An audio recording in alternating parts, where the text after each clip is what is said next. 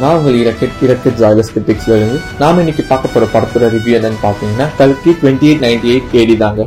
நாகஸ்வின் சொன்னாலே நமக்கு எவடே சுப்பிரமணியம் அப்புறமா முக்கியமா மகாநதின்னு 2 மாஸ்டர் பீஸ் தாங்க மைண்டுக்கு வரும். அண்ட் அவரோட தேர்ட் பிலிம் என்னவா இருக்கும்னு பார்த்தா பாஸ்ட் பிரசன்ட்னு போயிட்டு நெக்ஸ்ட் இப்போ அவரு ஃபியூச்சரே போயிட்டாரு. அதுவும் சாதா ஃபியூச்சர்ல டிஸ்டோபியன் ஃபியூச்சர். டிஸ்டோபியன்னா லைக் அழிஞ்சு போன உலகத்துல நடக்கிற கதை தாங்க. Which was executed so perfectly. இந்த வேர்ல்ட்லயே கடைசி நகரம் காசி. மேல தண்ணி இருக்கா? பூமிய மொத்தமா உறிஞ்சா எல்லாம் அங்கத்தானே இருக்கும். டெக்னிக்கலி படம் பாத்தீங்கன்னா இன்டர்நேஷனல் ஸ்டாண்டர்டுங்க. குறையே சொல்ல முடியாது. அப்படியே வாயை புழக்க வச்சிருவாங்க. சில கிளிச்சஸ்லாம் இருக்கும். லைக் கேரக்டர்ஸோட 3D மாடலை காட்டியிருப்பாங்க. அது நமக்கு கொஞ்சம் அப்பட்டமா தெரிஞ்சாலும் என்டையரா பாக்குறப்போ செம்மையா வந்திருக்குங்க. அதுவும் இந்த கிளைமேக்ஸ் சீக்வன்ஸ்லாம் பாத்தீங்கன்னா வார்லாம் ஃபுல் ஃபயர்ல இருக்கும். இந்த உலகத்துல இருக்கிறது காம்ப்ளெக்ஸ் மட்டும்தான். கடவுள் ஒருத்தர் தான், சுப்ரீம் யாஸ்கின்.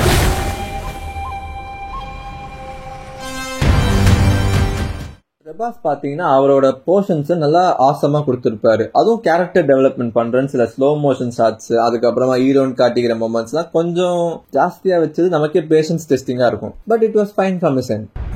பொழுது விடிஞ்சதும் ஃபைட் எதுக்கு போச்சு? எவ்வளவு நல்ல கனவு கண்டுட்டு இருந்தேன். நம்ம காம்ப்ளெக்ஸ்ல இருக்கோம். 1 மில்லியன் யூனிட்ஸ் உங்ககிட்ட இருக்காடா? எதுவுமே இல்ல. அங்க எத்தனை பேருக்கு நீ ஹீரோ தெரியுமா?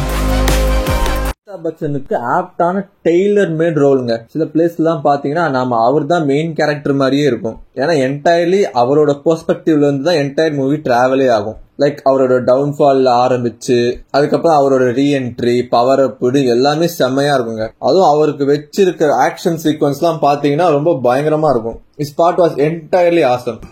இறைவனுள்ள அனைத்து உயிர்களும் உள்ளது. அந்த இறைவனின் உயிர் தங்கள் கருவில் உள்ளது. நான் காப்பாற்றுவேன். அவங்களுக்கு என்ன கொடுத்தாங்களோ அந்த ரோலை கரெக்டா பண்ணிட்டாங்க. அவங்களுக்கு பெரிய ஹெவி ஸ்ட்ராங் மொமெண்ட்ஸ் இல்லைனாலும் she was like a clone the entire time அப்படின்ற மாதிரி இருக்குங்க. ஸோ அவங்களும் கன்ஃபியூஸ் ஆன மாதிரி இருப்பாங்க. நாமளும் பெருசா எடுத்துக்காத மாதிரி தான் இருக்குங்க. உயிருக்குள்ள இன்னொரு உயிர்.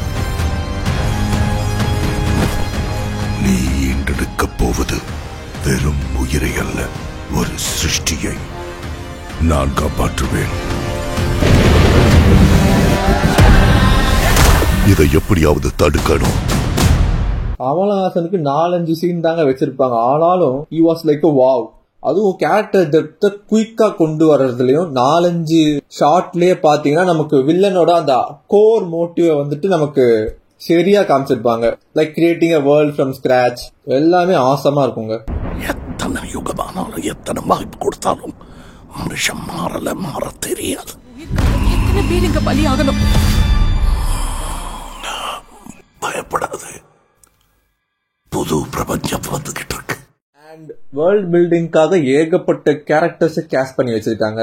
அதுவும் திசா பட்டானி சும்மா ஒரு சீனுக்கும் ஒரு சாங்குக்கும் வந்துருவாங்க. அப்புறம் பிரம்மானந்தம் சில கவுண்டர்ஸ் எல்லாம் கொடுப்பாங்க. சோபனா வந்துட்டு அவங்களுக்கு இருக்கிற ஒரு சின்ன போர்ஷன்னாலும் சூப்பரா பண்ணிருப்பாங்க. அப்புறமா முக்கியமா சஸ்வதா சாட்டர்ஜி சுப்ரீம் கமாண்டர் ரோல்ல மாஸ் காட்டியிருப்பாரு. அப்புறமா ரெசிஸ்டன்ஸ் குரூப்ல பாத்தீங்கன்னா ராஜேந்திர பிரசாத், பசுபதி, ஆனாபென்னு இவங்க போர்ஷன்ஸ் எல்லாம் நல்லா இருக்கும். ஆனா எல்லாம் குயிக்கா முடிகிற மாதிரி இருக்கும். கூடவே கீர்த்தி சுரேஷ ஏயா வச்சிருப்பாங்க. சில மொமெண்ட்ஸ் நமக்கே கொஞ்சம் கடுப்பா வர மாதிரி தான் இருக்கும். ஓவர் எக்ஸாஜரேட்டட் டைலாக்ஸ் எல்லாம் வச்சு. பட் எல்லாமே பாத்தீங்கன்னா வேர்ல்ட் டெவலப்மெண்ட்காக இருக்கிறதுனால எல்லாருமே சூப்பரா அவங்க போர்ஷன்ஸ் பண்ணிருப்பாங்க. அது போய் உன்னை தவிர உனக்கு வேற யாரையும் பிடிக்காது பைரவா. இப்போ வெளிச்சம் வர நேரம் வந்துடுச்சு. எனக்கு அந்த பொண்ணு வேணும். பாயிண்ட் என்னன்னா என்னால மட்டும்தான் அவளை கூட்டிட்டு வர முடியும். அவ்வளோ ஷூரா? ரெக்கார்ட்ஸை பார்த்துக்க. இது வரைக்கும் ஒரு ஃபைட்லயும் தோத்து போல. மியூசிக் பாத்தீங்கன்னா சந்தோஷ் நாராயணன் பண்ணிருக்காரு. அண்ட் இந்த டிஸ்டோபியன் வேர்ல்டுக்கு மியூசிக் நல்லா சூப்பரா அமைச்சிருக்காரு. ஆனாலும் அவரோட குத்து பீட்டை வைக்கணும் அப்படின்றதுக்காகவே ஒரு போர்ஷன் வருவாங்க கரெக்டா வச்சிருப்பாரு. அதுவும் கொஞ்சம் நல்லா இருக்கும்.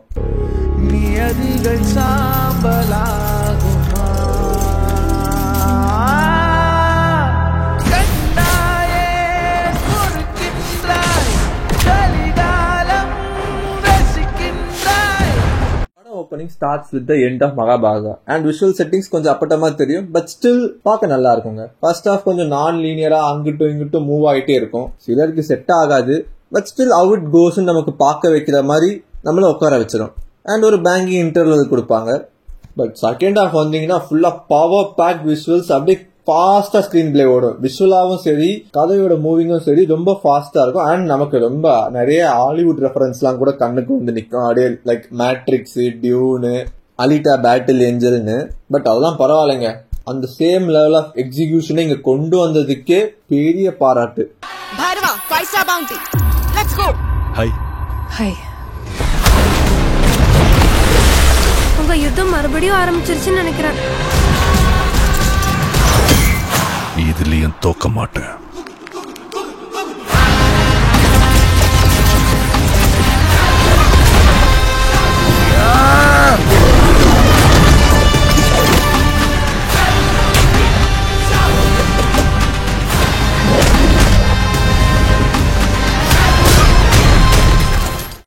பாத்தீங்கன்னா படத்தை இட் வாஸ் தி பெஸ்ட்னு சொல்ல முடியாது, அப்படியே கீழேயும் தள்ளிட முடியாது. It was something in the middle. Technically Indian சினிமால இவ்வளவு தூரம் வந்திருக்கிறது I personally feel big about it. Story narrative ஜிஸ்ட்லயே வச்சது கொஞ்சம் எனக்கு மிஸ் ஆன மாதிரி இருந்துச்சு.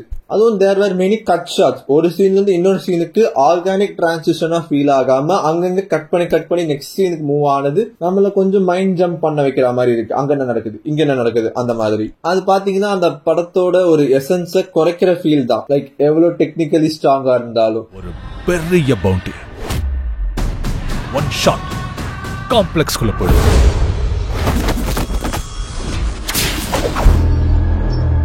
போதும், இதோட நிறுத்திக்க.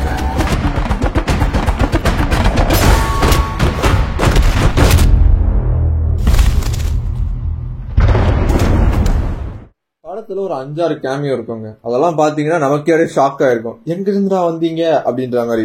அண்ட் முக்கியமா கிளைமேக்ஸ்ல வர அந்த வார் சீக்வன்ஸ், அது நிஜமாலே ரொம்ப பிக்சரைஸ் பண்ணிருப்பாங்க செமையா. அதுக்கப்புறம் ஒரு போஸ்ட் கிரெடிட் சீன் வச்சிருப்பாங்க, அதையும் யாரும் மிஸ் பண்ணிடாதீங்க. அதுதான் வந்துட்டு நமக்கு யூனிவர்ஸோட கமா போடுற மொமெண்ட். இவங்க செகண்ட் பார்ட் எப்ப தருவாங்கன்னு தெரியல. But it was an amazing start from Tollywood. Like இந்த விஷனுக்காகவே கண்டிப்பா ஒரு பெரிய அப்ரிசியேஷன் பண்ணணும். பயப்படாது, புது பிரபஞ்சம் வந்துகிட்டு இருக்கு. கல்கி 2898 ADக்கு ஈராக்கெட் ஜாய்லஸ் கிரிட்டிக்ஸோட ரேட்டிங் என்னன்னு பாத்தீங்கன்னா 5க்கு 3.8ங்க. விஷுவலி எங்கேயே தூக்கிட்டு போனவனுங்க ஸ்கிரீன் பிளேல கோட்டை விட்டாங்க. பட் ஸ்டில் தியேட்டரிக்கல் எக்ஸ்பீரியன்ஸ் மஸ்ட்டுங்க. ஸோ உங்களிடமிருந்து விடைபெறுவது உங்கள் ஈராக்கெட். மறக்காம நம்ம சேனலை லைக் பண்ணுங்க, சப்ஸ்கிரைப் பண்ணுங்க, அண்ட் முக்கியமா ஷேர் பண்ணுங்க.